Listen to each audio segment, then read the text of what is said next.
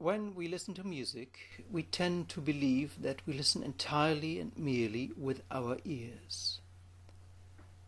This very impression has been given to us in the course of the 20th century, the century of the loudspeaker, due to the fact that almost all of the musical sound we hear, by far more than 95%, we actually hear through loudspeakers. This appreciation of music as an entirely orally received art is the most striking impact of the 20th century in the history of listening to music. And yet, this is a fallacy. Despite the reduction and concentration of music to mere sound, our music appreciation is still largely determined by visuality. Thus, a sound recording is, not always, but much more often than we may admit or think of, also a souvenir of a situation in which we appreciated music as a holistic aesthetic experience.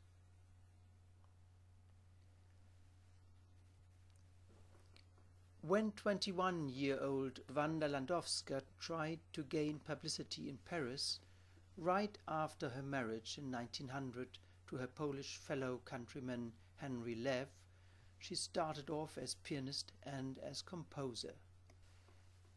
And as composer, she was given a contract by Gabriel Astruc, a buzzing impresario and music publisher. But there were several female composers around and many pianists too.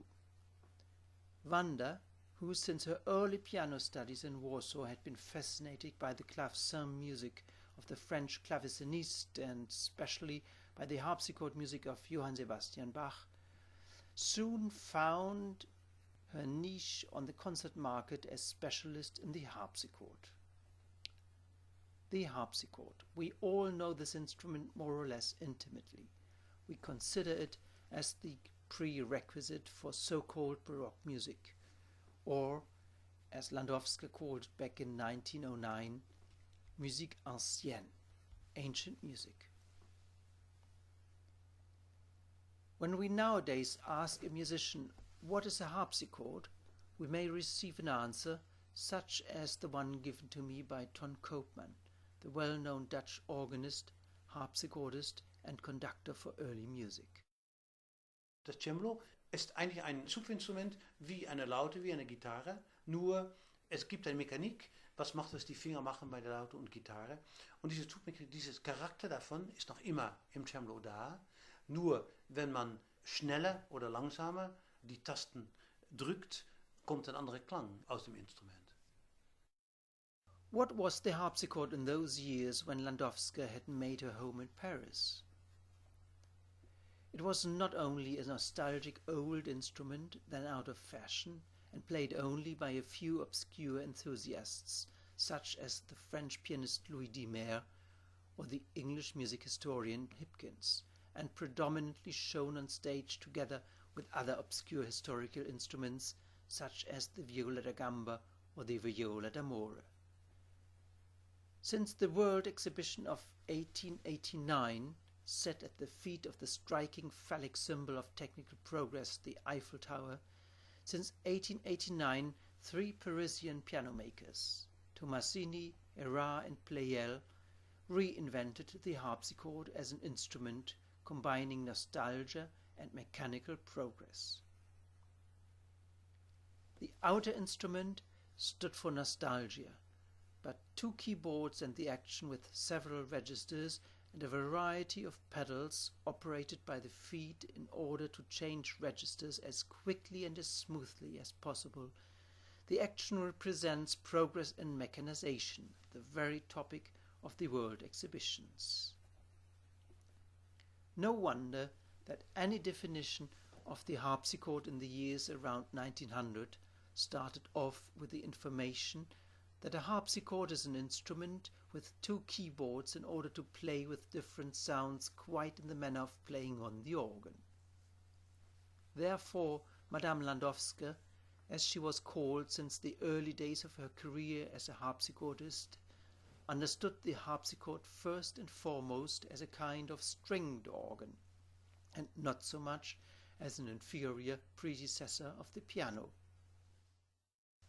The enormous emphasis Madame Landowska put on the existence of the two keyboards was even strengthened by the fact that from now on almost all photographic portraits of Landowska showed her sitting in front of a harpsichord playing on two keyboards simultaneously. Here are some of the very early portraits of Landowska showing her at the two manuals of the harpsichord. This very print comes from the estate of Estruc and is a print retouched for printing. And also this motif has been retouched in order to focus on the artist. Here we already have the attack of the hand so typical in many later portraits of Landowska. For instance, in this well-known portrait of 1931, shot by Boris Lipnitsky of Paris in Landowska's home in Saint-Leu-la-Forêt. Or in this witty portrait of Philipp Halsmann with Landowska's cat Kita listening, done in 1945. Even the artwork of her CD reissues makes use of Landowska's claw, and in the 1950s and 60s this visually somewhat aggressive attack was considered typical also for other harpsichordists such as Fernando Valenti. But let's go back to the early years of the 20th century. When Landowska started publicly performing on the harpsichord, first in 1903 within a concert given at the Schola Cantorum in Paris, and with the first solo recital in spring of 1904, she had gone into an agreement with Gustave Lyon, the owner of the Pleyel company, which produced pianos and harps, as well as a few of the newly constructed harpsichords. By this agreement, she solely performed on a Pleyel harpsichord, which was given to her on loan free of charge. From now on, hearing Wanda Landowska meant hearing a Pleyel harpsichord with two keyboards and with a variety of different sounds. The fact that the abrupt as well as subtle changes of timbre could only be produced by means of the then 6 pedals was not mentioned at all. It were the hands which were to be shown and talked about, not her feet. The quick and subtle changes required moving the feet on the levers of the lyre were the means of soft and sensitive slippers. And for that reason Landowska had her own handmade velvet slippers, which were carefully hidden under her concert gown.